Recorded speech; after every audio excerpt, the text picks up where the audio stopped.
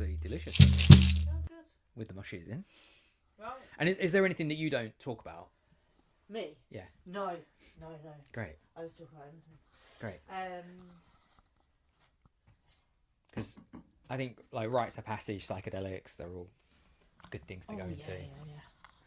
I actually did Bufo on my birthday, my 47th birthday. Woofer. Bufo, yeah, it's Bufo. the secreted poison of the toad. How is it Holy different motherfucker. to Cambo? Yeah, Cambo is that thing that you kind of makes you purge, right? Yeah. Well, Oh, yeah. Oh no, Bufo is it's for me it was like ayahuasca times 50. I went Times 50. I think I was born and then I died, Oh my but gosh. I was just so far away, and I came back and God and the universe felt like matchstick constructions, like a Blue Peter rocket in comparison to real life. I was like, oh wow, yeah, there's so much. And the thing is, I was so gone that I didn't bring any back.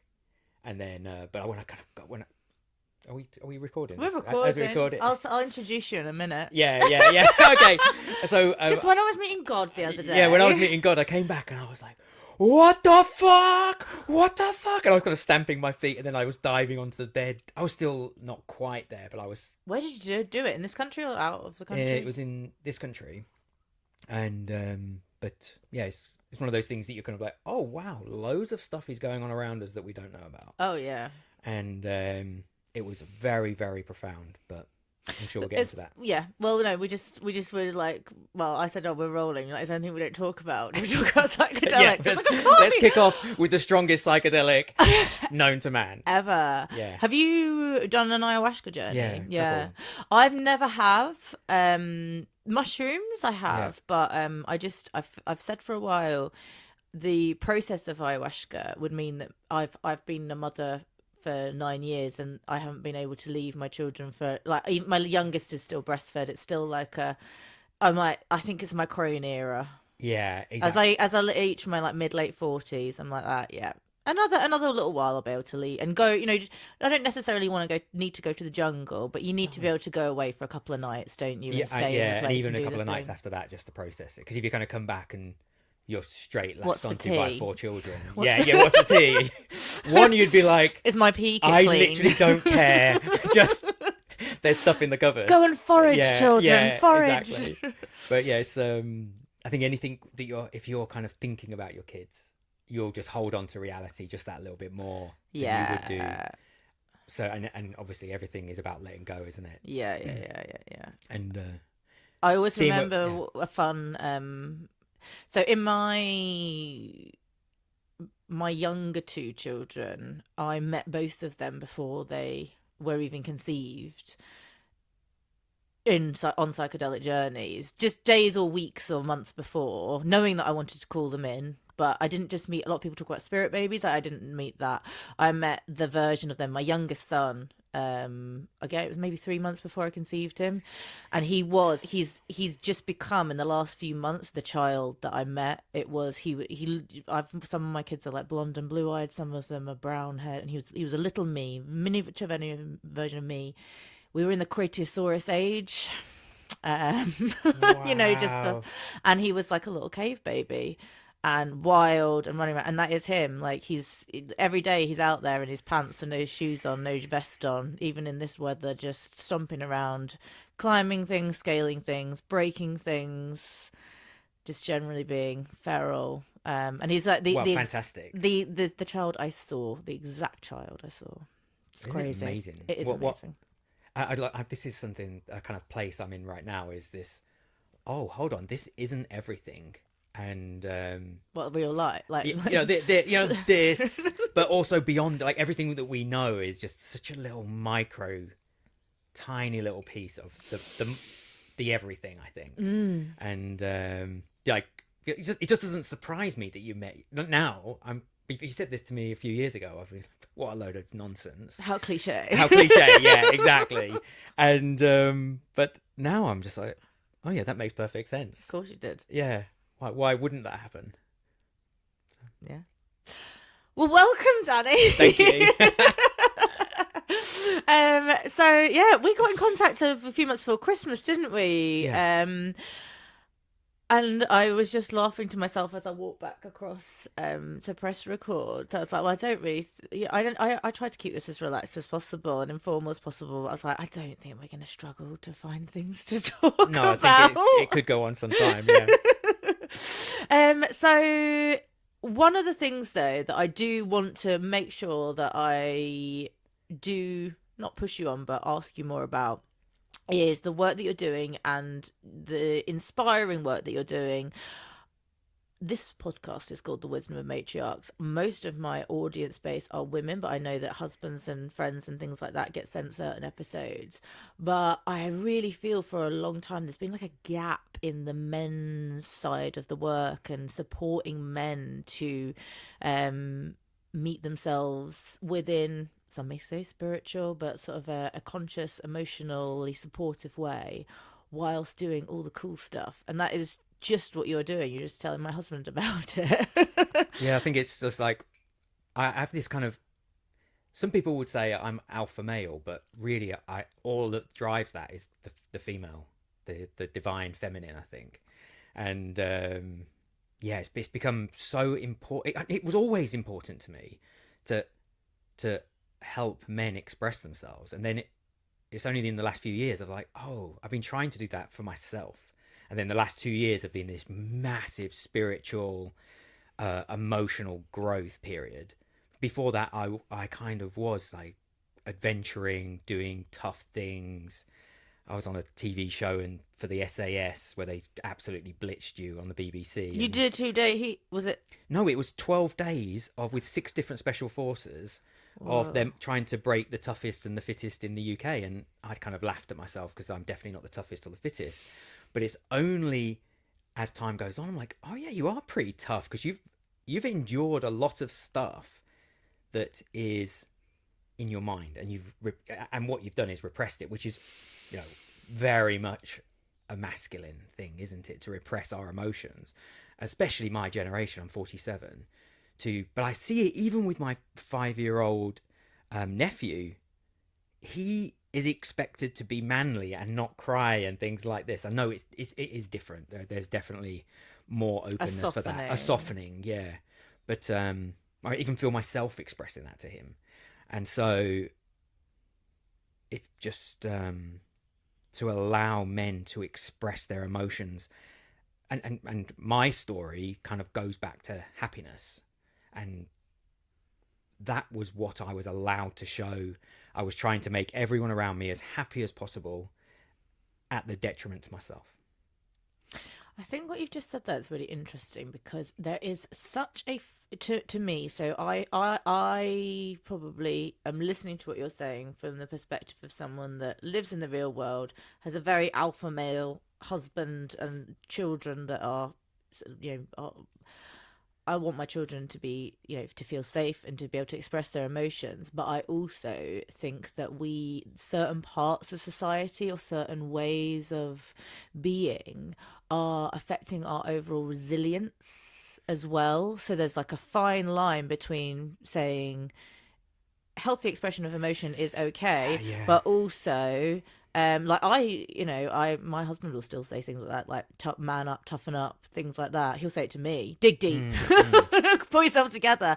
And there you do see examples of people not, of us, yes, surrendering any emotional resilience, which I think is very interesting as well. Yeah, there's a real balance. Well, I mean, once we get into it, I generally now am taking people on these massive experiences, adventure experiences. So they are expected to get through the day, but I want them to get through the day, but I don't want them to get through the day by lying to everyone around them. I want them to get through the day by saying this is tough, but I can make it. Or I'm literally angry right now. I'm angry at myself. I'm angry at my dad. I'm angry at like you, the organizer, for making me bloody do this. And that's what I want to do is say that's okay, but we're going to get through it anyway. Yeah. And that works for sadness and things like this. And I just thought those emotions until recently were the bad emotions that you weren't allowed to show. You were an evil person if you showed anger. And it's only through my own psychotherapy journey that I've realized that, oh no, you need anger to maintain your boundaries. Otherwise, everyone's going to stomp all over them. Rage needs to be expressed healthily, otherwise it's suppressed and it comes out Yeah. in the wrong Yeah, like a way. volcano. It's like an eruption and it's over something incredibly small. And Or in it's, ways that you might, I suppose it's more you might regret yeah, yeah, afterwards, rather exactly. than you going into scream into the abyss. Yeah. Which, It will come out by retaliation in some way with yeah, someone, or yeah, over something small. yeah. And that's just confusing for the person that experiences that, because you're like, oh, all I did was knock over a flower pot, but and this seems to be the end of the world for you. So Yeah. Okay. Well, I suppose what you were saying then about the TV and the SAS thing, though, it's say like what might not have been like the fittest or the toughest physical like on the show or whatever, but most of those things it's mind over matter. It's that type of resilience that sees most people through. That's a huge part of like SAS selection and things like that is emotional resilience and stability. I think yeah, that's exactly it. Because there was a lot of people who were very resilient, but underneath that there wasn't anything else, and they'd kind of built their egos were built on being these exceptional athletes or being these exceptional human beings that can endure a lot. Like there were Olympic athletes in there and world record holders, very strong, super strong guys. But as soon as that they were going to be broken, they were just going to slowly add more and more and more until they broke. That was part of the process. And they said that the SAS guys who were around the whole time, just on the outside, just watching in, said that they picked the three finalists on the very first day of meeting us, because I bet they did. we were the people who weren't.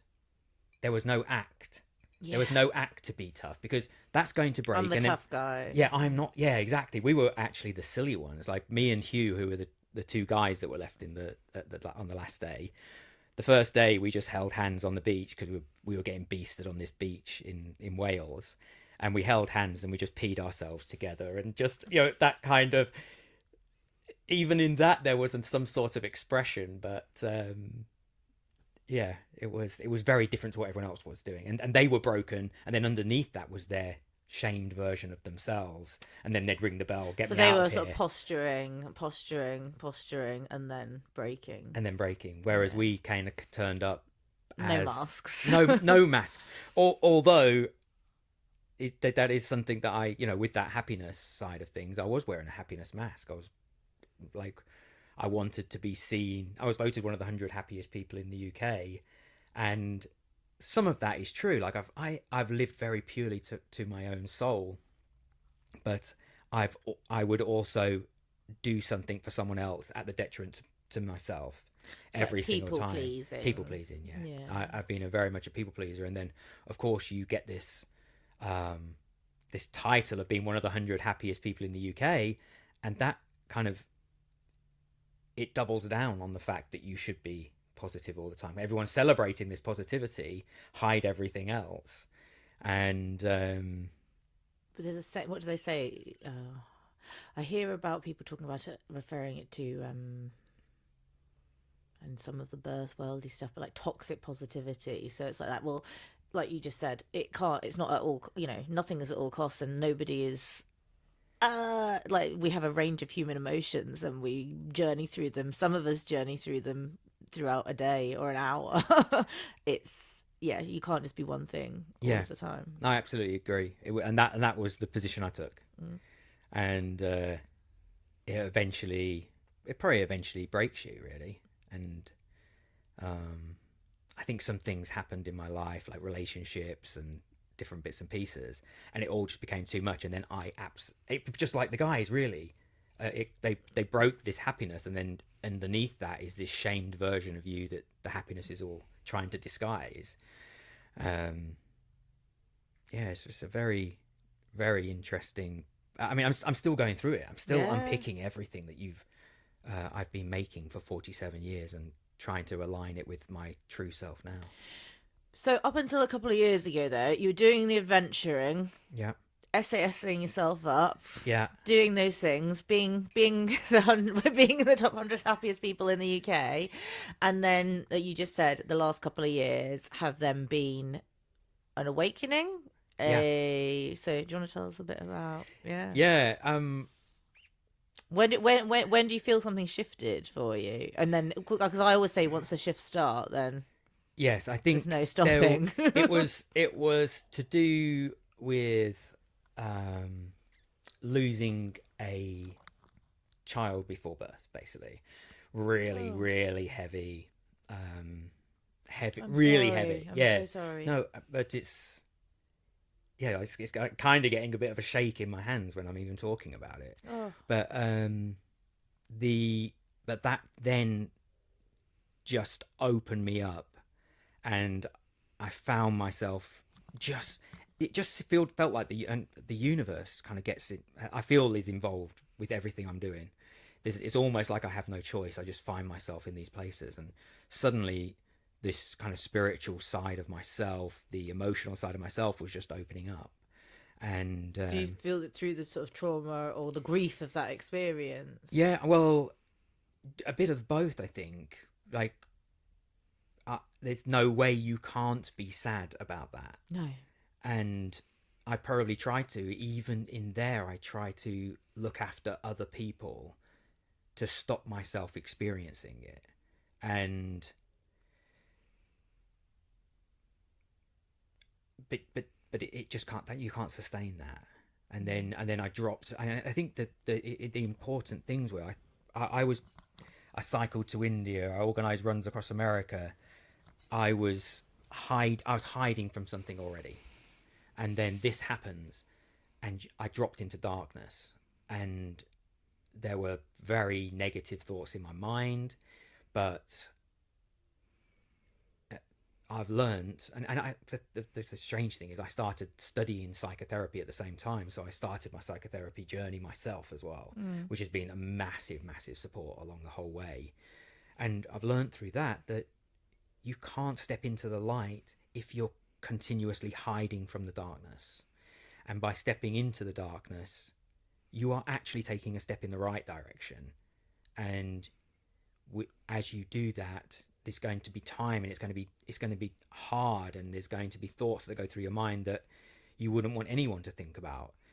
But and this is the person that connected us, Becky. Yeah. I had Shout out to Beth. shout out to Becky. I had an experience with her that was so profound. Completely, it was kind of 10 o'clock in the morning. Just a kind of healing journey with her, where we were just doing a meditation. Was this was up at Studio 6? Up at Studio 6, yeah. And so I'll give you a quick lowdown of what was happening. We're just having a meditation. She was like, drop your root into the earth, and she was like, try and drop it further. And as I dropped, I could feel this root going into the earth, and as it was happening, there was this light radiating from my hands and from my chest.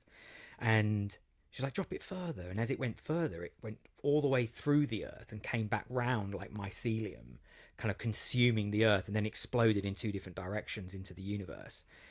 And this kind of curved round to this singular white point, which kind of people have said since is probably the singularity, the start of everything.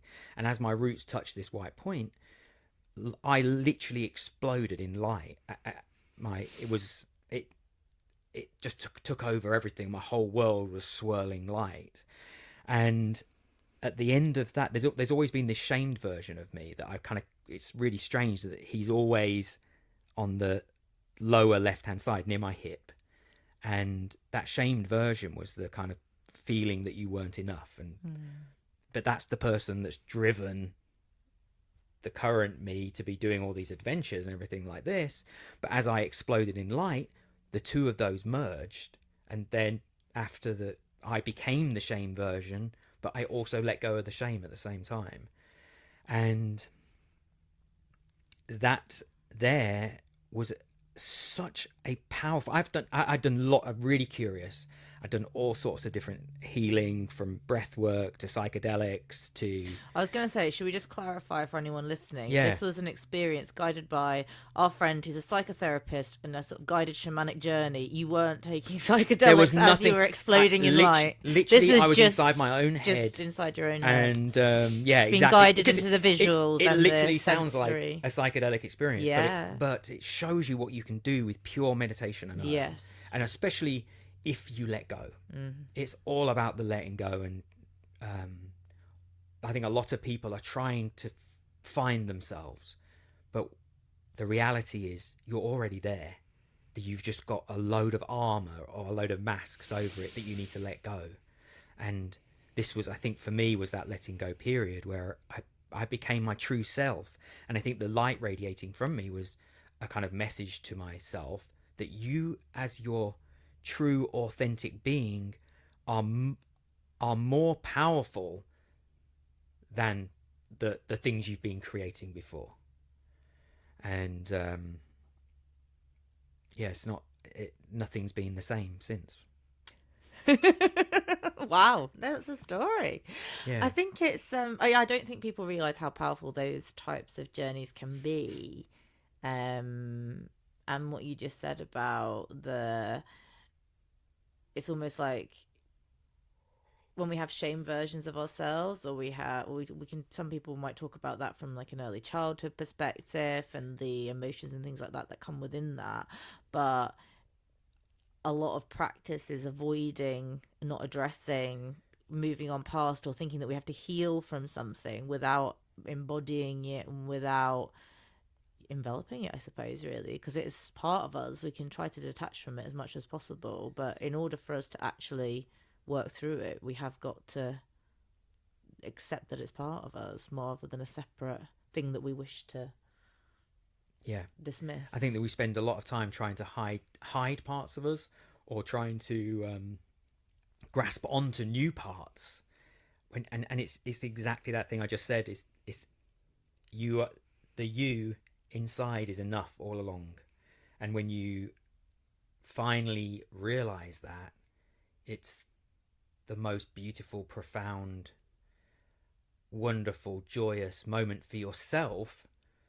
But I think then it starts to radiate around you, and people in your kind of near sphere start getting affected by that new version of you themselves.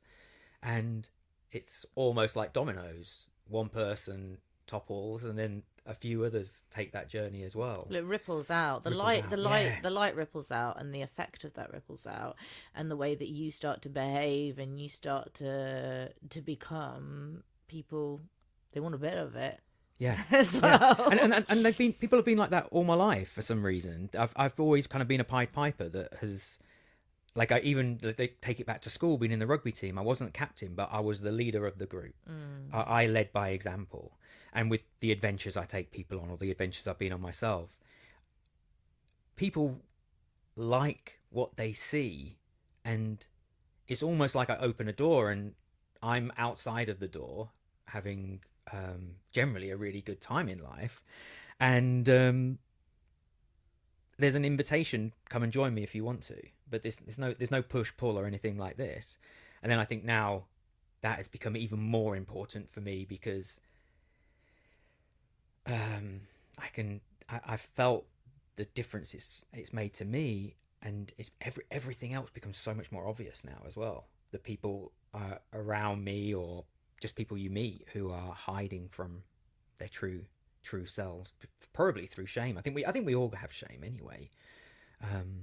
A society kind of does that, and society is a big thing to talk about. But big subject. There's shame, and then there's worry about how things will be perceived, which is also technically shame. But then there's also I don't know. I'd like to think that if I have any unwillingness to share or behave in a certain way, maybe not. It's more, there's like a natural, again, when we talk about oh gosh, I'm going around right. within the healing world, within the self-improvement world, within the growth world, whatever you want, within there is sort of a little bit of a thread that we are healing from whether it be our childhood or different ways, but there is shame. But I find sometimes that some of it can be slightly dismissive of what are core human experiences or mechanisms. So, for example, some people will find it naturally easier to speak up and speak out on certain things, and some people won't. But there is sort of the shame of talking about something, but then also we have an inbuilt, I would say, sort of, we're a tribal kind of group species. Yeah. And to do things that are slightly more risky than that, to do things that could potentially have you ostracized. We can talk about that in the modern world of like fear of being banned or shadow banned or cancelled on Instagram or whatever. But predating that would have been things like, well, if you don't do what everyone else is doing, then you might get kicked out of the village. Do you know what I mean? And being kicked out of the village means death, doesn't Yeah, it? yeah. If we go back in enough time. So there's sort of like the shame, but then there's like, okay, so I find that like an interesting concept, because it's just it's just a fine balance and a fine line between dropping shame, but if the culture has become one that says this is the way, then to remove yourself from that, or to speak differently to that, or to do something differently than that. There are still inbuilt mechanisms that aren't shame, but there's something else going on there that people find tricky. And do you think if something in society or the group or the tribe is saying this is the way, I guess that's always existed. I was wondering whether that was more of a modern thing, but no, it really is the way. Yeah, because I've always thought going back to our primal selves and just living purely as our own being is the true way that we should be. But you're just like you say, and I actually thought like the things that I've been doing more recently are about building real community, not community online, and not a kind of community that's centered around the hate of the other community. And like, you look in America right now, or all over the blooming world, there's communities that feel as though they're built on the only thing we have in common is that we dislike these other people. And which is a form of tribalism. But really, we are societies and any sides of any, whether you want to talk about political spectrums or other things, it is being the powers that be and the corporations are capitalizing on the polarization, because that is more effective, divide and conquer. And I would argue that it's encouraging people to polarize further and further and further. It doesn't benefit us, does it? No, that's absolutely true. And it's one of the things. So I come back from being completely disconnected with the world, and you come back into this world, and it is like being put in a washing machine. There's so many messages out there that are coming at you, whether it's through social media, just walking down the street, the advertising from shops, and then all the other things that we've brought into this world, like cars that are moving at 30 miles an hour past you. Like I'm still fairly sure that it's probably only my generation that cars have been something that everyone has. Yeah. And in within that time period, less than 50 years, we haven't been able to overcome the fact that the natural instinct that something moving at 30 miles an hour just a little bit away from you is a threat. And so we have to repress these threats just to get through our lives, our days. And I think we're doing that. There's so much of that. There's so many messages coming in that it just makes me feel like I'm tumbling round and round and round and don't know where I am. And it makes me crave going back out to the wilderness to just plug back into nature, sit round a fire with a small tribe of 20 people or so who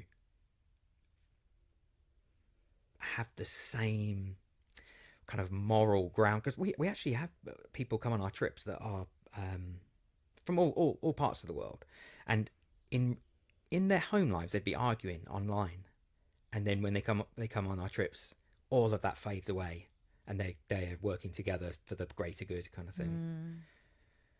I think that's really interesting. There was well, like the need to want to get out there, like I see it on social media now as well, like people like that, just go outside, look up at the sky, get away from your phone.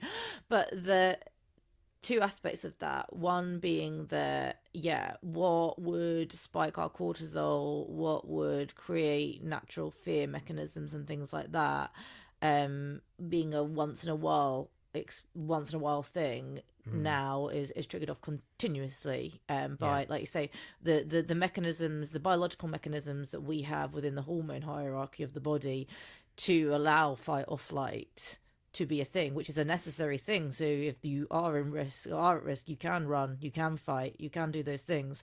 But that's been triggered off by traffic, by seeing someone that you don't like say something you don't like on social media.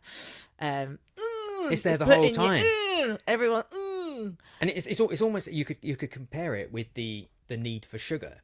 And when we were kind of primal, if we saw a mango tree, we'd eat the whole tree because they're not going to last for too long. But again, we've got those things available to us 24/7, and so it's pretty. We are we've evolved for fight and flight from these things that are a threat. We've evolved to eat the sugar when it's there, but the society we've been building just puts those things everywhere now. Well, this is the thing, because then saying you've got there's that's going on, but then I also believe truly, if we could just take a step back and realize, yes, we can look at the state of the world and all these different things going on, but we've never had it so good either. So we there is a lot of within, whether you can, again, wellness, spiritual world, or people that talk about ancestral living, this is like, yes, the diet, yes, this, yes, all these different things. It's good to be able to know those things. It's good to be able to know that they make sense.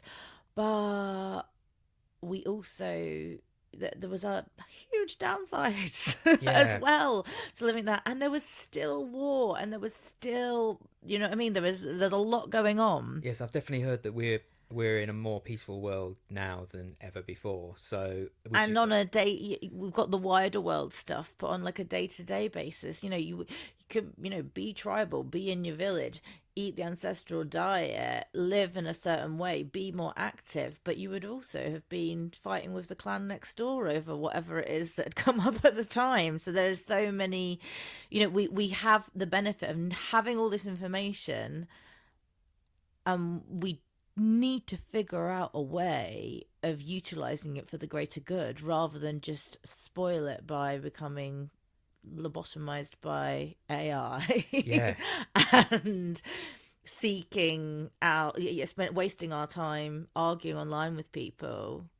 And what you just said about, seeking these sort of more primal experiences, going out, spending time around the fire, it's amazing. And I think that I heard someone on it was actually, it might have been Stephen Bartlett's podcast a little while ago, and he was saying, what would you if you had children now, what would you suggest that they sort of like be aspiring to in terms of sort of work and things like that for the future, or what would you encourage them within, with the takeover of AI and all the different things that will be replaced with that? And he's like, it's going to be experience driven. And he said, and I was like, I actually do think that our generation, you're a few years older than me, but our sort of late millennial generation, we used to use these technologies to disassociate and to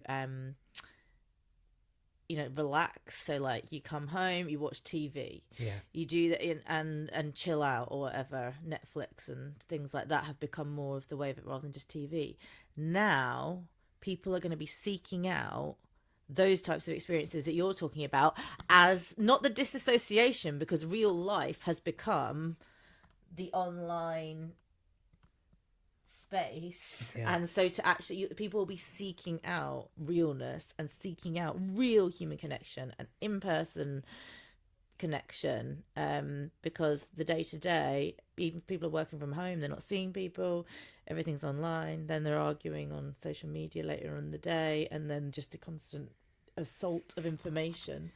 Yeah, and it's so even in the last 10 years, 7 years even, the difference between, we had people that wanted to come, now we have people that say, I cannot get it out my head, I have to come on one of your experiences, whether that is running across Iceland, running across Tajikistan, going and surviving on an island in the Maldives.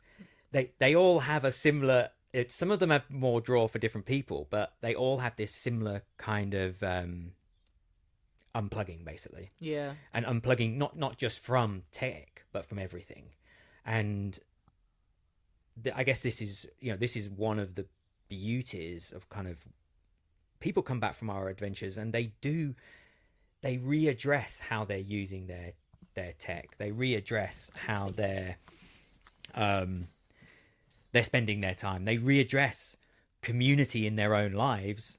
And for sure, I come back from them, and sometimes all the noise makes me just stay in my own little house in Sheffield, which is complete. That actually is kind of against what I'm trying to do, which is trying to create community everywhere. I've been creating communities for probably 20 years, and it comes, I now realize, from a deep desire inside of myself to be part of a community. But I think everyone has that deep desire to belong, and it's not about belonging as long as I do this. It's about belonging, whatever's going on with you, it's okay. I see you as you, and it's absolutely, you are more than enough as you are to show up. And I think my business partner Nick and I share that same. We've probably had years where we have felt we're not enough to show up as our primal selves or our original selves, and that's why we've created this for other people. But it's also, every single time we do anything like this, it's a massive journey for me, and it's examples for myself.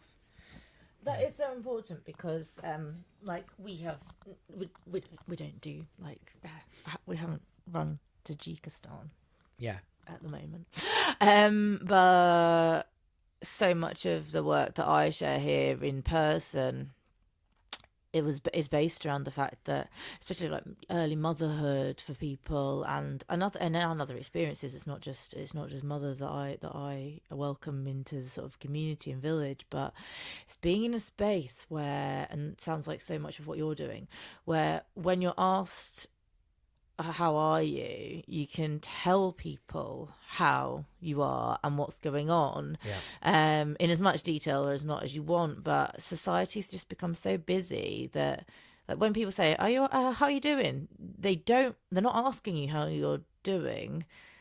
It's a sort of what do you call it? It's almost breaking the silence. It's just something. How are you doing? Oh yeah, great.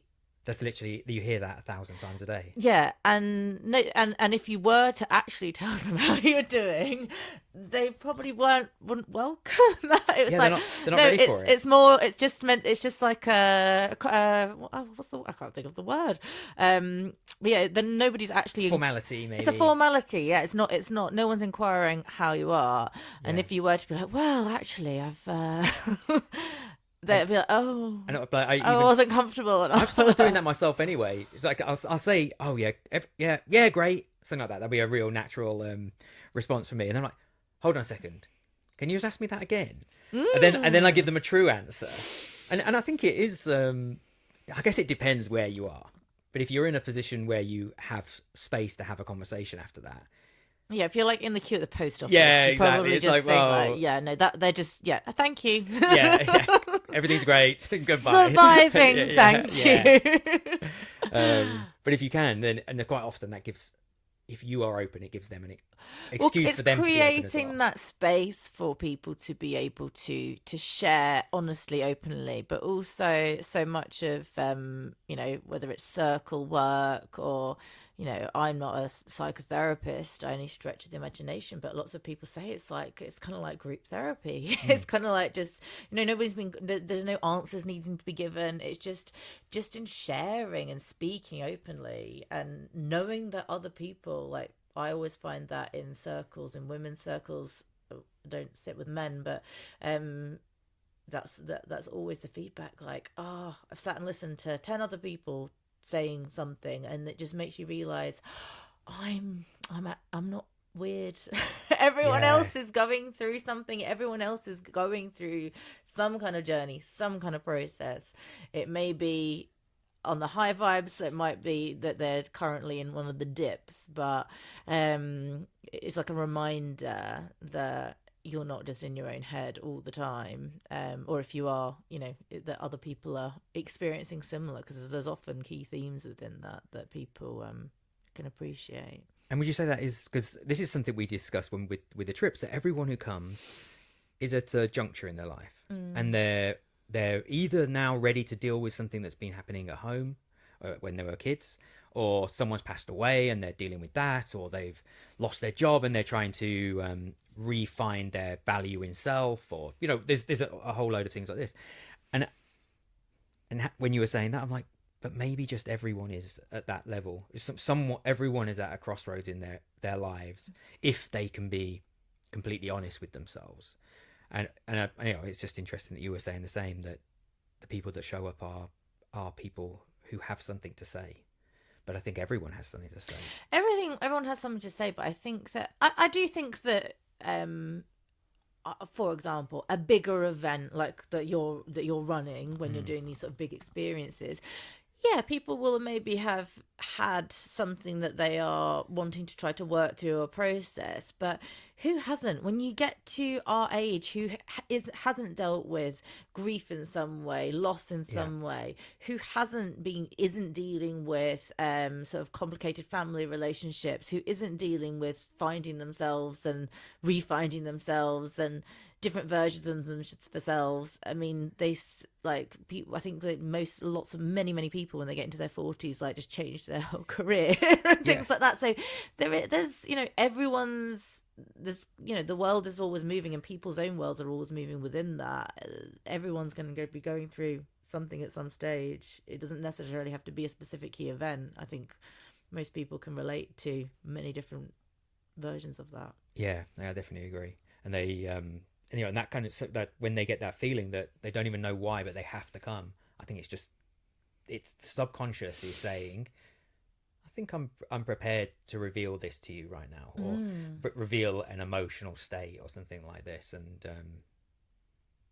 I love that, and I love it's such a privilege and an honor to be providing a space where, just like you, where people can just let something go, or just talk about something, and for that to be okay. Yeah. Well, we've lost that in a way by not sitting around campfires, by becoming isolated, and also, again, you know, people have different relationships with their direct families and friendship groups. But and you mentioned it there about people seeing how you've grown, how these things have happened around you. But I do think that when people have these sort of little light bulb moments, or they start to sort of question things, or they start to realize other things, that can be isolating within their current version of whatever community that they have. So if you start, so then you're also seeking that. You're also seeking familiarity. Like, again, I'll get people here that will come and sit down and say something. I'm like, oh my gosh, thank you. I can be in this space to say that, and everyone just smiles and nods. Yeah. Like I was laying on the floor, and then this white, and then this seed, and then it all exploded all around me. Because if you were to say that, maybe like, you know, down the pub with your uncle so-and-so, well, you probably wouldn't say it. No. Or maybe you would. I would nowadays. Would now, but... And kind of, yes, if you can't, if that's just too much for you, that's just too much for you. I wanted to talk about it, so we're talking about it. But you can see why people feel like... No, I felt it in these last 2 years.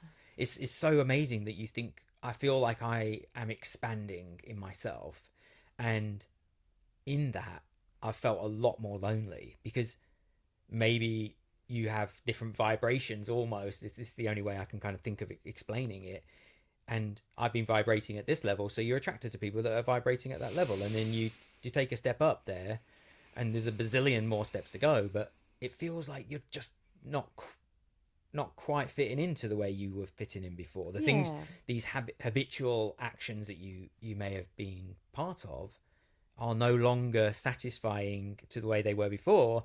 And especially when you go and see you, or come and see Becky, or whatever it is, and you feel like a moment of like deep belonging. Or you come on our trips, feel like deep belonging. These the I'm sure you experience as well. The most common thing that you hear is, these are my people. These are my people, These yeah. are my And people. it's, like you say, it's just an honour, but so special for you to be providing spaces like that where people can connect with. Yeah, Yeah. and it's lovely to provide it, but then it's also very, I think it's really, because as the leader of these communities that I've kind of created for all these years, it's actually quite lonely. It's kind of, like lonely at the top or whatever, because Mm. I am providing the space for these people, and they expect a certain level from you, and I still feel that now. But the difference is that outside of those spheres, I am now finding a place where I can belong, and I can go and I can be my authentic self, and that gives me the opportunity to recharge, to reconnect, and to open up about things that I don't want to burden this community with. Well, that's a really interesting, because Becky tried a couple, and I, at the time when she tried it, I couldn't go because I think Max was pretty little, and I don't have I don't do daytime Yeah. childcare until they're a little bit older, so he was probably before he was 2. Anyway, it's this sort of idea of spaces for space holders, because I'm very conscious of that, because I've also been in containers or worked with teachers who, you can be friendly with people and maybe even friends, but I also find that there can be I don't like to use, not, I wouldn't say safeguarding is like the thing, because I find that a really like corporate-y Yeah. weird term, but the crossover, and there's been lots of this recently on social media and in the press about, like, leaders, thought leaders, gurus, and different things, like crossing boundaries, Oh god, yeah. but without being, you don't have to be taking advantage of people and being inappropriate Yeah. to cross boundaries of what it means to be a space holder and be a participant within that on a financial exchange basis. Yeah. Someone's paying you to join a event, or someone's paying you to join an experience. They're expecting to be held with that, and your role within that is to join is to, there is an expectation there, but it isn't for you to be held within that process. That is, you're a facilitator. Yeah. You don't need to, you can share as much as you want to, but you're not expecting the rest of the group to sit there and listen to you cry about Yes, exactly. I like, whatever it is. I think it's really important that I offer some vulnerability, Yes. because then it says vulnerability is okay. Yes. But I am not revealing it in its true, heartfelt, sharp edges, painful self. It's more, this is, I mean, sometimes I do sometimes. So I do a little briefing in the morning, and just, I think you can be an open book, and I think you can be transparent, which is what I think I am, yeah, without expecting to be held that's in true. that capacity. And what I see, and no, do you know, I will say I do see, and I have experienced in the past, directly or through hearing from other people, an amount of what I would class as unsafe space holding, where people are not able to, safety comes from within, but people are behaving in very odd ways. And also, as somebody that works within that field and supports that, I also see levels of, like, I mean, I wouldn't do that because that person's clearly unhinged. Like that. There is, you can be open and vulnerable and honest, but I think to be in the role of a leader in that capacity, you need a level of emotional and mental stability and knowing of yourself Yes. enough to be able to provide that, because there's far too much. That's where it becomes unsafe, because people don't know, they don't know, they boundaries and things like that, they haven't quite grasped. Yeah, exactly. And if you Yeah. haven't, yes, in the psychotherapy world, you need to deal with your own shit before you can start dealing with other people's, because otherwise it's your stuff is going to flood into the room, and they may even start experiencing your emotions, your feelings about things, uh, or you might be feeling theirs but getting confused in your mind. So it's a yeah, it's funny because I was thinking about it when you were talking about it, like a psychotherapist holding space. Like, you don't give them not too much of yourself anyway, especially not at the beginning, and it's completely and utterly one way. And if your therapist was just like, I'm having such a terrible day, please listen to me, and, I it know. would be so weird. And that's exactly, they're just a leader in that one-on-one room. Yeah, and like specific, like psychotherapy, specific types of therapy like that are different, but there is a version of that continues. Yeah, and Yeah. I believe you can be open and transparent, but there is an expectation. Okay, I'll say that. That's how I see it. I have an expectation, if I am going to go and be held by someone that's facilitating, that I want that person to have their shit together, and I have low tolerance for paying for things where the person clearly doesn't meet my standards of what that is. Yeah. So therefore, people can have a bad day, but there's an amount of, whether you call it grounding, spiritual maintenance, or just general competence, really, And and understanding. how do you deal with it in your kind of like your friendship groups? I can imagine you being quite a leader in that as well. And then, do you get that space? Yeah, but I feel very lucky that I have, like, a few very, very, very close friends that I would be very happy to share absolutely anything with and have that level of vulnerability with. I think I'm an open book, and I will, people ask me questions, I will answer. I do think that I can often fall, but I'm like a manifesting generator, earthy taurine, so I just naturally have that, and I don't often feel the need to. I find it quite easy to be optimistic but very grounded Yeah. within it. I also, have you ever heard of like the drama Yeah, triangle? yeah, of course, yeah. So but I also have a bit of a savior complex. So Yes. I'm aware of that. I'm a fixer. Yeah. The wounded Um, healer kind of thing. That's where you go into psychotherapy as a wounded person that only wants to heal others, to yeah, feel your place. yeah. Yeah. But then I think, but I also think that I don't.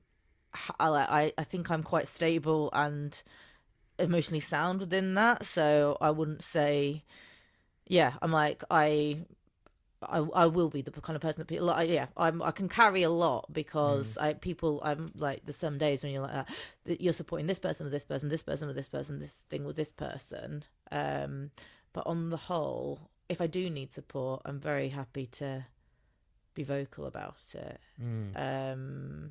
But I don't maybe feel like I do as much as I don't. Does that make Yeah, yeah. sense? No, I'm definitely the same. I think I'm quite good at knowing. I know who I am, and I know I know how I operate. Yeah. I think I've been just lucky to know that from quite a young age. Like, I always say about my mum's been on this podcast. Oh, really? Yeah. Whilst I disagree with her about some stuff, and by the time I got to my teenage years, we went a bit wrong for a while, or within our relationship. Um, I do like the grounding and the way in which my parents, or what our parents did for us, my brothers and sisters, in that sort of crucial, like, core root chakra 0 to 7 development. It Mm. give on an emotional basis, on a discipline basis, on like a physical, like nourishment and food and all those different Mm. things, have certainly supported that. But Yeah, you have this. For me, you have this kind of earth anchor when I'm talking to you. I think I'm more water. I just want to kind of flow around everything and explore all the nuts and crannies, and it actually makes you very hard to be stationary as well. yeah, And I think I'm trying to work on that as you can be a pool, a beautiful pool of water reflecting the moonlight kind of thing. Whereas I've definitely been full of movement and on the rapids. On the rapids, yeah. Sometimes on the rapids, and that's kind of chaos as well. Well, the thing is though, so I am saying about the earthiness, but I like visiting places, but it's become more apparent to me that my resistance to doing things that aren't just my norm. Yeah. I'm very attached to my comforts and my way of doing things. So when I have to do things that aren't quite that, I've got very low tolerance for it, and then I end up in my fire and my rage. No, I can feel that as well. But I also have that. I'm a home bird. I don't like doing. And has that always been the case? No. It's I think that I mean, you've just walked around this place, but it's not just how amazing it is. Like I'm very connected to this land, and I literally just have to close my gate, and I'm boom back in, and I feel the ancestry and the stories and everything within that. My husband, when we first came around to look around this place, I can't remember what the word is now. Rebecca Campbell talks about it. So everything has resonance. The land, like the people, the land, the energy. Everything's energy, yeah. But she talks specifically about stone. And I've got a stone oracle cards deck. I mean, you only have to go to look at the sacred sites. Why did they put up the stones? Yeah. The stones. My husband, the dry stone walling, he wasn't at the time, but he's always been. He's like he loves working with stone and wood. That are his things, and he said that when he walked onto that patio that you were on there, he was like, he says out with psychedelics has had a few, what would you call it, like transcendental, spiritual experiences that it moved the house. He could see the energetic, call it an aura, or an energetic body of stone from the house. And so I think that there's an element of that. And I have since, I didn't at the time, I was like that, okay. Yeah. All right, I just really like it, and I want to get some chickens. And then later on, maybe a few years later, I had a very, very similar experience. So it does speak to me. Yeah, and I think even me saying it's lovely is actually, I feel like your husband, that there's an energy here, and just, I think things like woods, and I think especially stone, they hold on to the energy better than other materials. I think stone does, definitely. Yeah. And so when you go somewhere that's old and it's made of like whole stones, Yorkshire stone, exactly. And it can just, because even I live in a 2 up 2 down, I think it's probably 100 years old house, and even that, I feel it. I kind of walk in and I'm just like, I have a moment, and it's not like a beautiful farmhouse like this one is, but it has that, and I don't have any plastic anywhere. I think plastic is the opposite. I think it just pulls things in, like it's not natural. So and people come in and like, oh wow, yeah, your house has a chopper going overhead. Yeah, rescue, help me. And people come in and they love my house in the same way as I'm loving your house.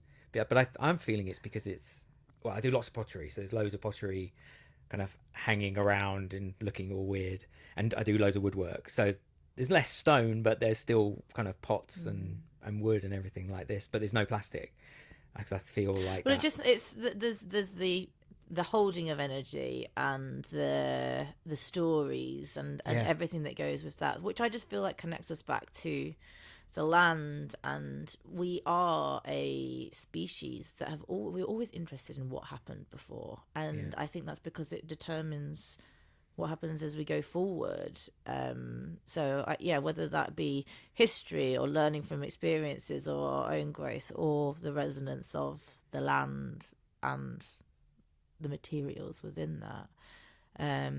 But yeah, I think that on a personal note, I have become more like that since I've been here.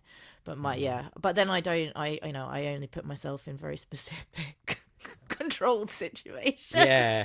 where I don't, where I know. Yeah, I suppose it's just like I can manage in lots of different ways. But yeah, I need things to be. I don't think it's avoidance to avoid situations that are going to bring you stress. I think that's just sensible. Yeah.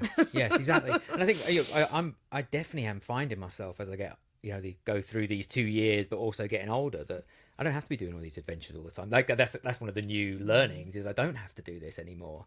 And there are people that come into the company that are doing it for us now, and I just want to stay rooted. Well, there's being rooted, but then there's like, it's the way of living as well. So I've got a phone. I'm putting this out Yeah. on there, and we have TV, and we do all the different things. But there's certain things that I will not let into my house, and whether it be materials, foods, or technology, certain things.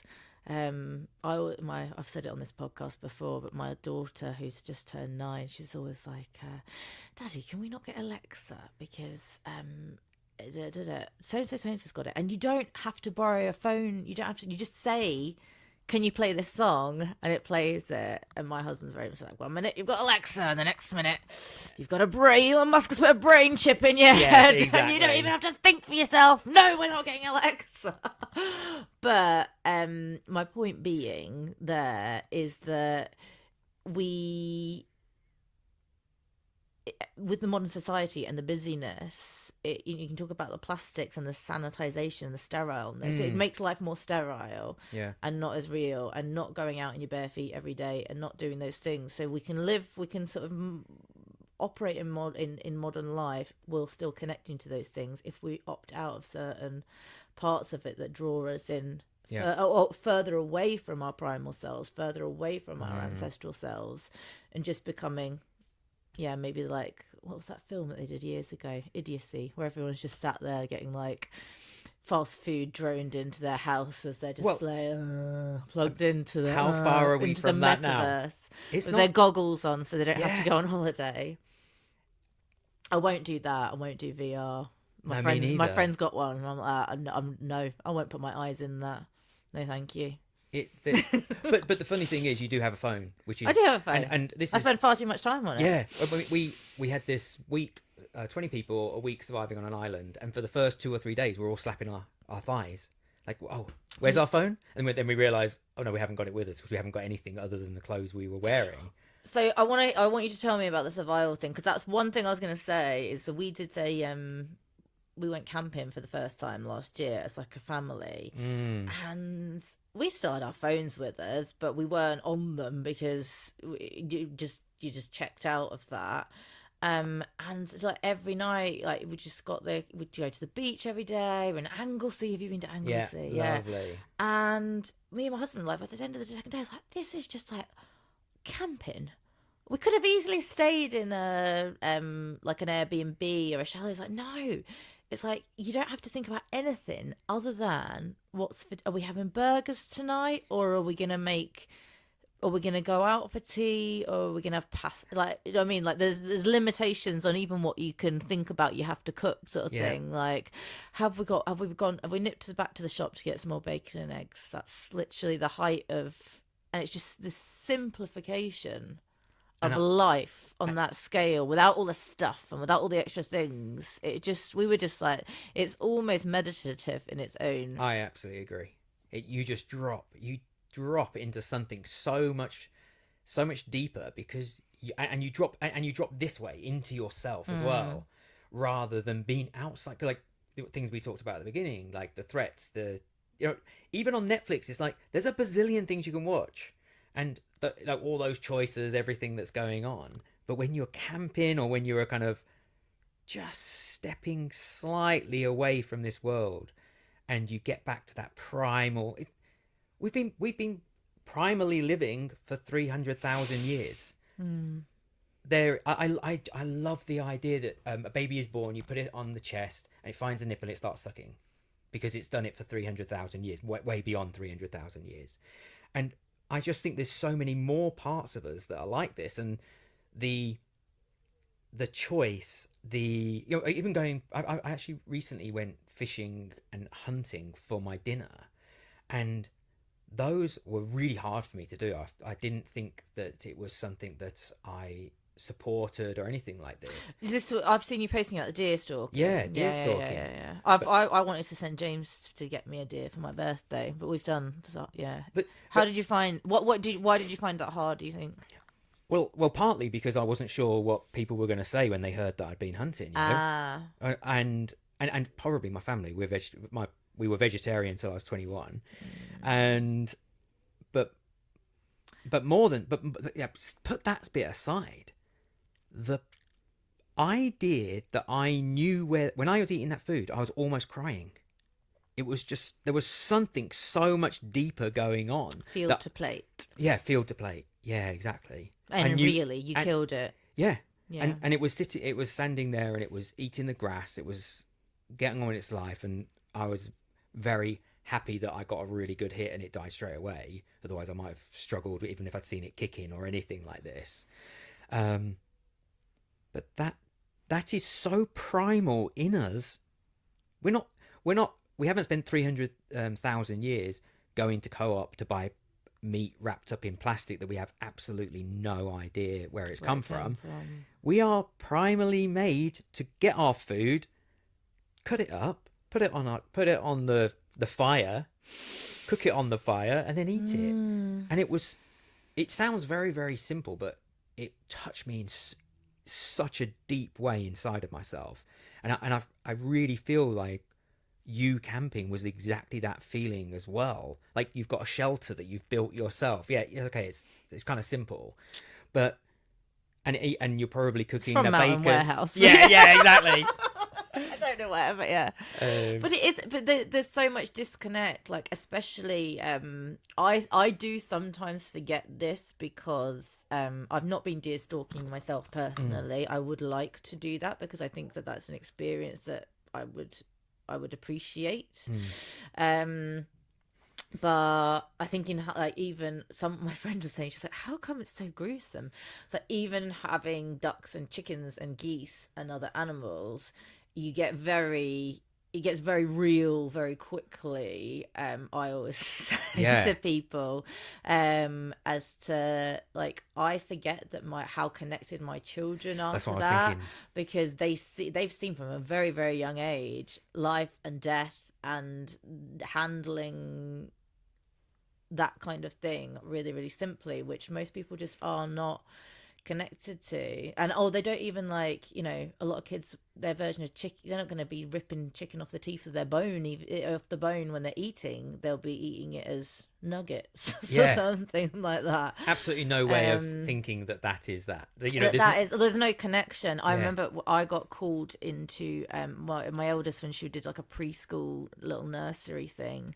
I got asked to speak to the teacher at the end, because she's like, well, she's upset this other little girl because she said, now I do eat meat now. I was a vegetarian for a long time, but I'll just always be honest about that. And she would have been 3.5, maybe 4, and she said to this other little girl, "That's not ham, that's dead pig."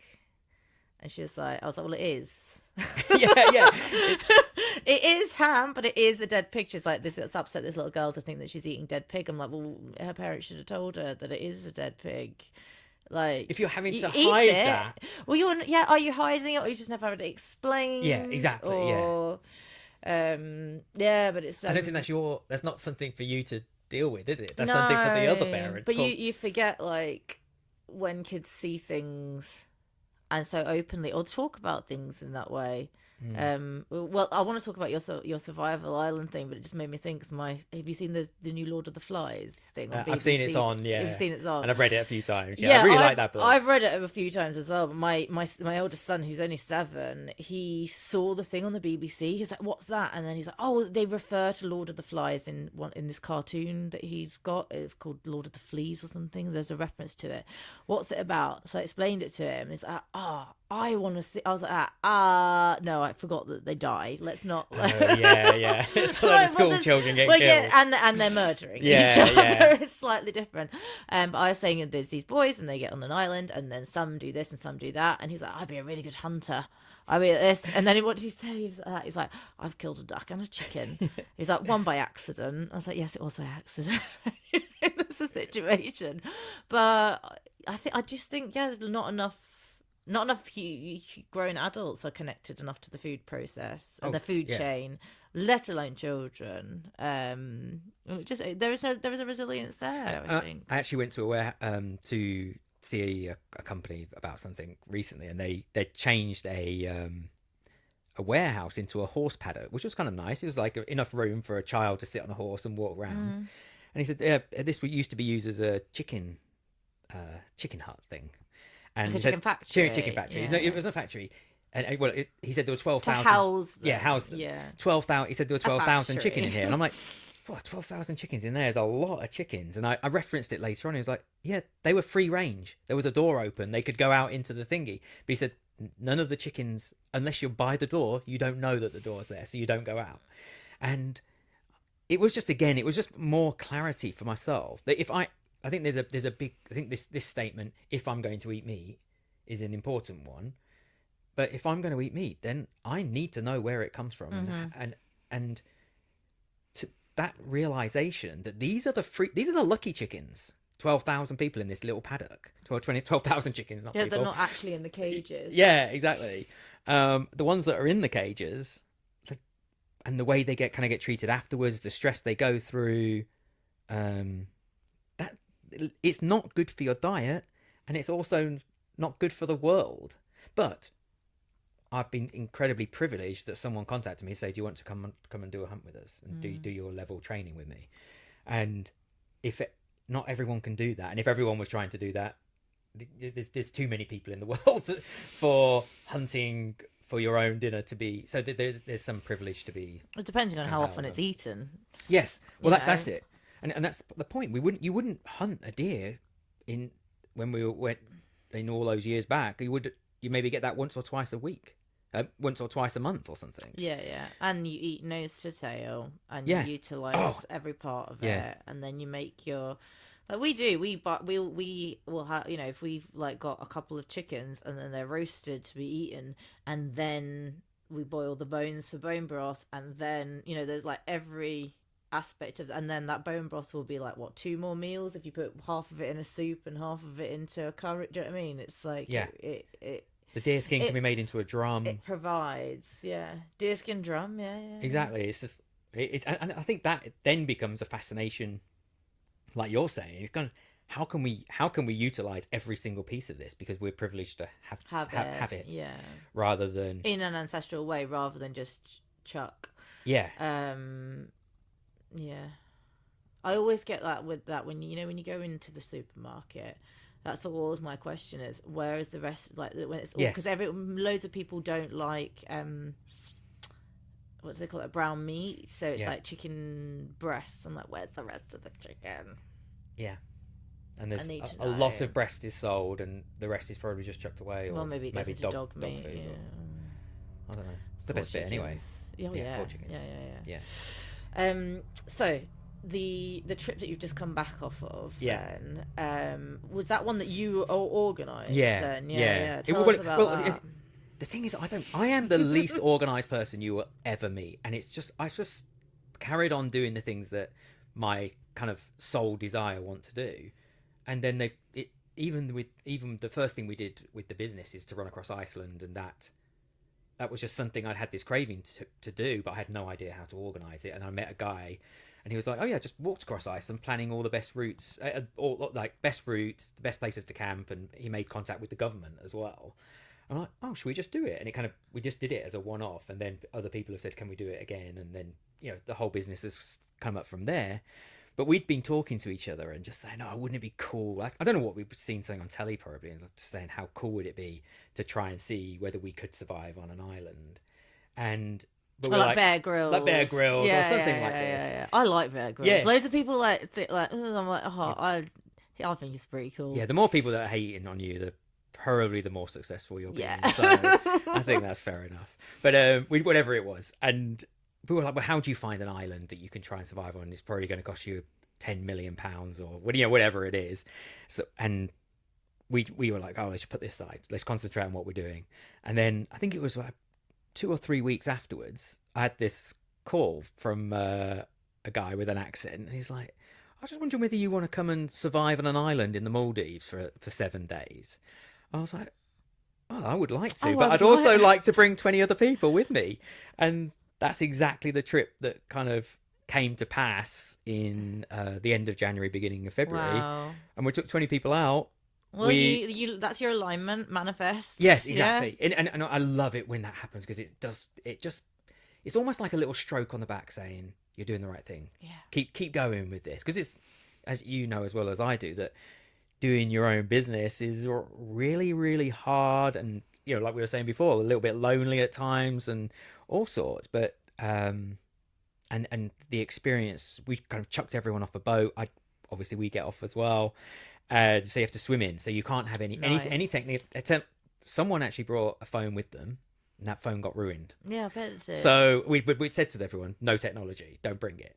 And then you get there, and we had to first, we're trying to find a place that was level enough that we can make a little kind of a camp with the leaves and the branches. We did actually have a few machetes just to make it a little. I was arguing that we shouldn't, but thank God we did, because otherwise it would have been really terrible. Few basic tools, and so then having to whittle your own. Exactly. Flint, like find some knives. rocks. Yeah, find some coral that's strong enough that you can smash it against her. But anyway, so we build a hut. A few people go off. They go spear fishing, trying to catch some. How fish. did that go? We probably didn't get enough. No. But some people actually managed. Yeah. Well Oh no, it was definitely possible. And you come back with an amount of food, but it just wasn't enough. We found these massive mud crabs with the claws were about as big as your hands as well. So a few of those kind of helped as well. Not a lot of meat in crab, though. No, not a lot of meat in crab, but disappointingly just again, so. we would you would boil those up, and you try and get as much nutrition out of them as possible.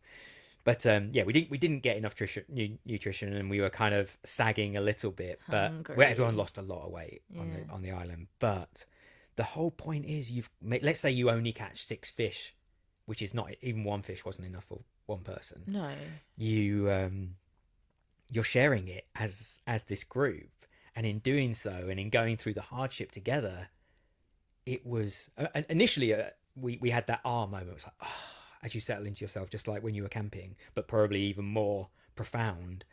And then but I had a co-op down the road. Exactly, yeah.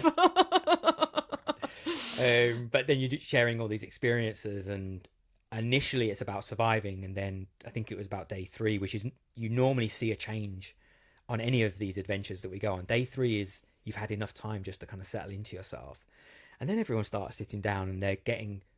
The people that come on our trips probably aren't artists in their general right. They're more drive people who are successful in business or banking or whatever it is. And they and then they're sitting there, and they're just starting to, even without knowing what they're doing, they're starting to carve these coconut shells and turn them into spoons, or they were weaving the leaves into plates and things like this. And this whole the funny thing is that we thought we were going there to survive, but we actually became like a commune of artists, just kind of creating. Nice. And people were weaving mattresses out of the leaves and then stuffing them with dried seaweed as a kind of to make the beds better. So every day that went past, everything just became a little bit more comfortable, a little bit more moving from survive into thrive. And by the time it was getting to the end of the week, everyone was like, oh, do we have to leave? Did you go? And but it has been really, really interesting at how tough it has been coming back again, because we've had this. It got to a state where you only had to tinker with the shelter that we built if there was, the water had come in the night and kind of caused it to sag or anything. So you're kind of fixing things rather than having to craft things from start. So there was just so much time, and just like hundreds of thousands of years ago, we'd just sit round in a circle round the fire and we'd sing songs, or we'd just make up silly games, or you'd be creative. And it's so interesting that was where the human spirit, we didn't go and hunt more, or go and try and spearfish more.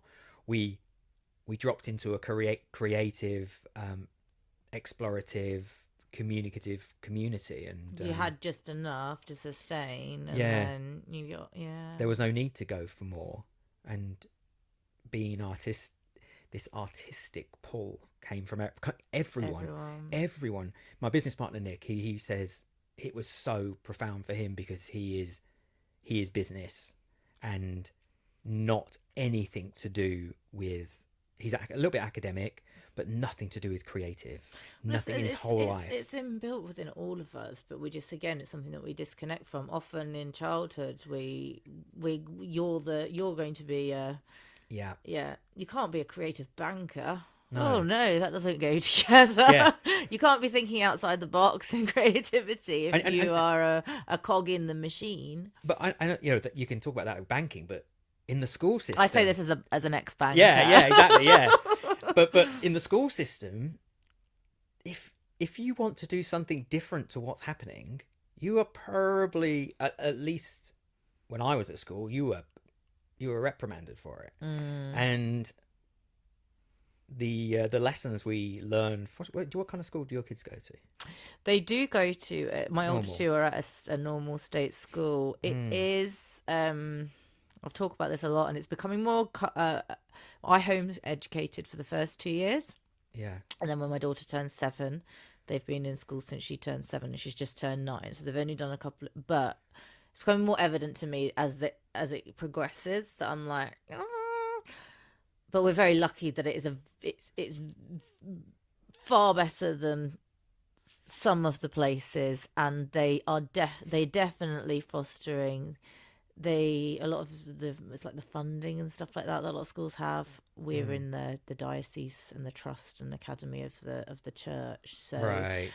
I don't know if they get more money and stuff like that, but we have our own. They have a dedicated art teacher. They have two dedicated PE teachers, which is unheard of in a primary school. Oh, absolutely. Yeah. And they have a music room where it's like everyone's got access to. So there's a lot of creative pursuit. Yeah, that's cool. Within the school, and they do. But again, then there's tests and this and that I just get a little bit.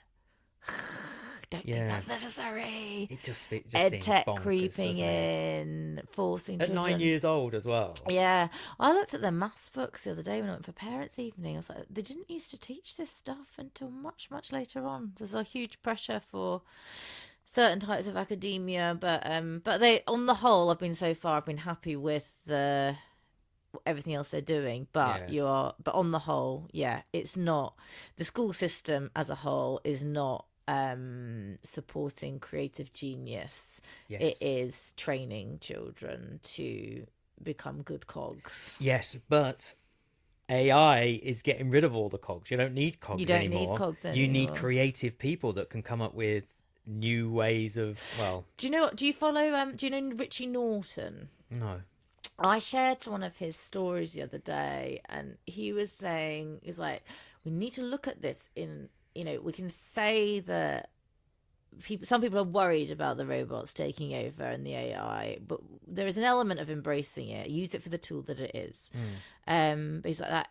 Think about what we'll be able to pursue if all the things that we don't like doing and don't want to do are taken care of by the thing. And I was like, yeah, actually, like even certain things, like it might not be ChatGPT or Grok or whatever, but the way in which like accounts and accountancy and certain business things have been done. That's just all automated now. We have to spend loads of time doing things that are, well, they're certainly very boring to me. Oh my goodness. I still feel I've got a first class maths degree from uni, and I still look at that accounting stuff that you have to do at the end of the year, And just no. HMRC, and it boring. almost drives me to tears. Yeah. It's just so it's boring. And I'm quite qualified to be able to do this, but it's still so terrible. I can do maths, yeah. I can use a calculator. I'm filling in forms to give you money, and it's like, please make this easy. Please make giving you money easy. No, it's ridiculous. But there are so many things that I mean, I've used AI myself to write letters to. I got out of a parking fine. I'm arguing the toss with something else at the moment. That would have taken so long. And even so talking about editing this podcast, I'll create clips of the podcast using stuff that I wouldn't want to be spending loads of time doing. It will summarize our conversation into 2 paragraphs for me to be able to use those. And what time will that give me back to be able to do things? Yeah. And those things, the doing things could be the creative things. So, and the pursuit of joy, pursuit of creativity, pursuit of things being with your children, being with your community, and being with your partner, partner. find more interesting than doing like tax returns and editing. Yeah. Which are just the absolute worst. Some people maybe really enjoy that, but it's certainly going to put it's going to shift things, or it's already shifting things. Yeah. But going back to the school thing, I'm very it's become more just in the last few weeks. I'm getting more and more, and it's like, okay, but and what world are we? What logic is slow. The school system and the education system will be very slow to. They're not preparing children now for the world now. Yeah. So they're certainly not going to be able to prepare my children for the world they're going to find them in, education, academically, skills based, in another 10 years' time. Which is going to be completely different. The next 6 months is going to be completely different. And then, so if they can't, I'm more and more inclined to going back to sort of a version of a home education, but we'll see what happens. Yeah, we'll see what happens. No, we do not need any more cogs. Just ask free ChatGPT thinkers to create you a kind of curriculum. Well, this is. I'm not joking. Like this is, and I've got friends at home educate that are just saying, that all the teachers are doing it. I've got some amazing friends that are teachers, but this is what they tell me, that they're using that to create lesson plans. It's just speeding up the process. Oh, wow. Yeah. So my mum was an ex-teacher, and I told her this. She was like, "That's just absolutely shocking. I'm not doing the work." And I was like, "Well, what did you do though? Did you might have used?" I was like, "You might put it together yourself, but where did you get the information? You got the information from where? Maybe from the internet towards the end of your career, before that books. It's just trawling the information and bringing it together for you quicker than you could have done 6 months ago, than you could have done 20, 30 years ago. But the information was still in a book or to be learnt from somewhere. So it's a speeding up that process." I was a junior school teacher, kind of straight out of uni. Really? Yeah. Oh wow. And I think I went into it thinking I didn't like school. I had to turn my brain off to go to school, and I was like, this is going to be fun.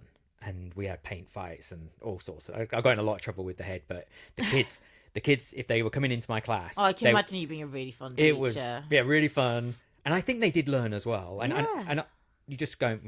I feel like I'm going off in all sorts of kind of tangents. But always, I brought my stuff that I was studying at uni, and I gave it to the kind of the people who are thriving at not age 9, 10, 11, and I could teach them how to do what I was doing at uni, and that's kind of that was a beautiful moment. But also paint fights and stuff like this. But I just found myself spending so much time doing the paperwork that my lessons just kind of slowly got worse and worse. And I'd go in and be like, okay, we're doing a what do you call it, where you read whatever it is and answer questions.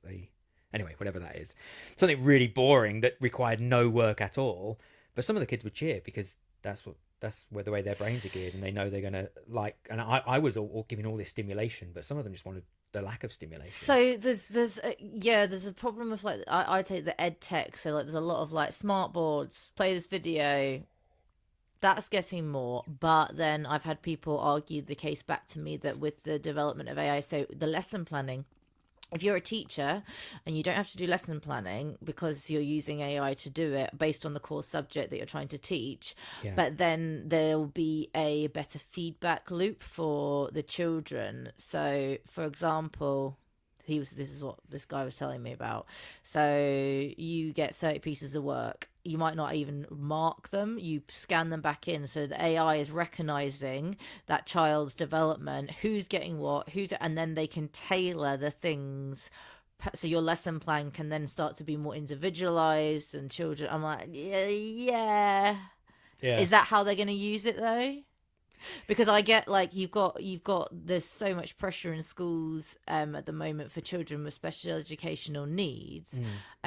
What I notice, I mean, our school's really, really good, but what I can also see is that children that are excelling academically and have maybe more naturally gifted in other ways, those sometimes that can get left behind because of the whole of the classrooms having to focus on bringing up everyone to the to a certain level. How much time? Like my oldest is she's a fantastic writer. She reads. She's just got The Hobbit for her 9th birthday. Her reading is well above the average age. But is that being developed? That's not being developed at school because they're just worried about everyone getting to basic reading age. So this guy I was speaking to was saying they'll be able to, all of those things, they'll recognize that within her already, but like that'll be able to be fostered more. But I don't know. We'll see. But but I could easily just pull them out and create my own AI curriculum. Yeah, I do love this idea. There's a school in London, a private school, £36,000 a year. AI, it's been taught by robots, and there's teaching coaches. So there's coaches that are like TAs, but everything has been 36 grand. I read about it a few months ago. The world is mad. Well, but if you can get it all from those sources, I think like my dream for my kids would be creating something where the academic side of learning, if you're doing something one-on-one or if you're doing it with AI, it can be done much more effectively in much shorter periods of time, one-to-one, or in much smaller groups, and then you spend the rest of the day in a forest school environment learning actual skills that are going to further you, because so many of the things that they're training them to do, the jobs market is not going to exist. So you need to work on your dry stone walling and your planting skills. Foraging. I still think who knows where we're going in this world, and being able to forage and hunt is probably a really good skill just to have in your back pocket if ever you need it. Know how to make an arrow from flint if you need to. Or a spear. Super cool. Right, we've been at it for quite a while. So we should probably wrap up. It's been lovely. I think we could have carried on. We could have carried on for hours. What are you up to at the moment? Where can people find you? Let us know. I mean, the best idea is just to go to dannybent.com. That's my website. It kind of links into all the things I'm doing. Or Danny_Bent on Instagram. And what am I doing next? We're planning a run across Nepal. That's that kind of newness there. But I am thinking of just finding a hut in Norway. I've actually found one where I can go and just light a fire in the morning to get warm, go fishing in the day. And I personally, my journey is taking me further and further away, and just back to that primal way of living, and then inviting people to come and share that space with me. I definitely would go mad if I was on my own, but being able to share it, that's the journey I'm on at the moment. Aspect. That's the tribe, it's the clan, it's the tribe. I think tribes are just everything. All right, well, thank you so much. We should definitely do it again sometime. I'm sure there's really many things to talk about. All right, thank you. Cheers.